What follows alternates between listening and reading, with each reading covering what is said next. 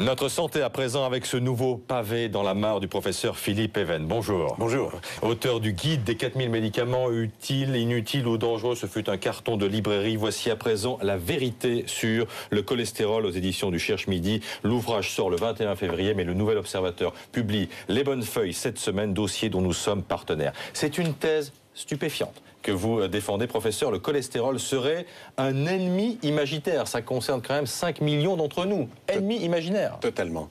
C'est la plus grande erreur médicale, je crois, de tous les temps. Ouais.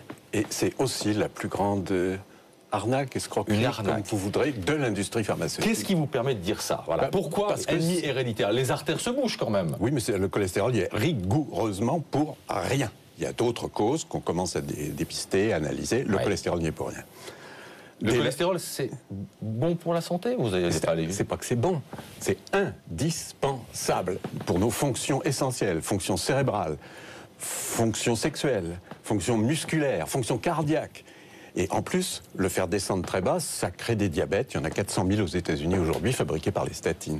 Ça veut dire qu'on nous a arnaqué, enfumé pendant des dizaines et des dizaines d'années? Complètement. Mais qui? Pour beaucoup. Je vous dis, c'est l'industrie pharmaceutique qui tient tout, toutes les informations, beaucoup de leaders. Avec la complicité des médecins, parce qu'il faut quand même des médecins qui prescrivent. Attendez, complicité, oui et non. Complicité de quelques-uns d'entre eux qui se font les porte-voix grassement payés de l'industrie pharmaceutique. Et on les connaît en France. Ouais, enfin, il n'empêche, le médecin de famille, il nous prescrit des statines lorsqu'on a du cholestérol. Le médecin de famille, il fait ce que les cardiologues disent. Hein, c'est pas lui qui choisit, il emboîte le pas.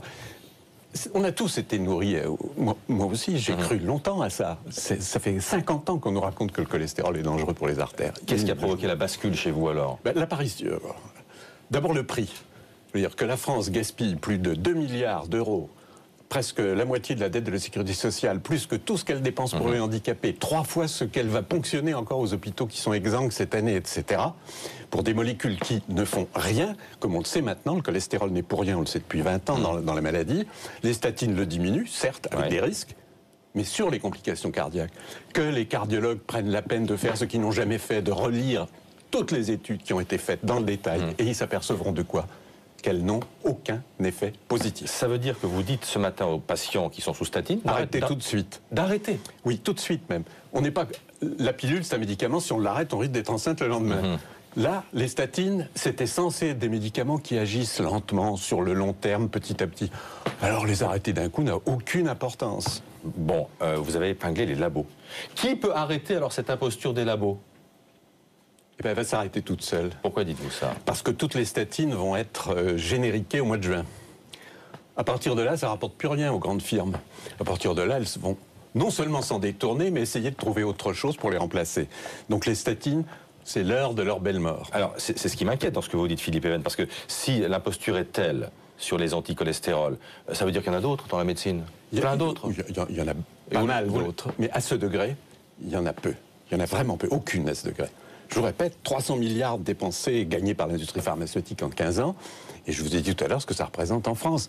Le gouvernement cherche quoi? 4 sous ici, 4 sous là. Il a 2 milliards sur la table. Qu'est-ce qu'il attend pour les dérembourser tout de suite? Bon, et vous êtes sûr, enfin pardonnez-moi, que les patients qui vont arrêter ces statines ne s'en porteront pas plus mal? Pas du tout. Alors, je pense que certains se porteront mieux, parce qu'ils n'auront pas toutes les complications sournoises des statines sur leur comportement général. Bon, ça veut dire que je peux continuer à me gaver de saucissons et de foie gras?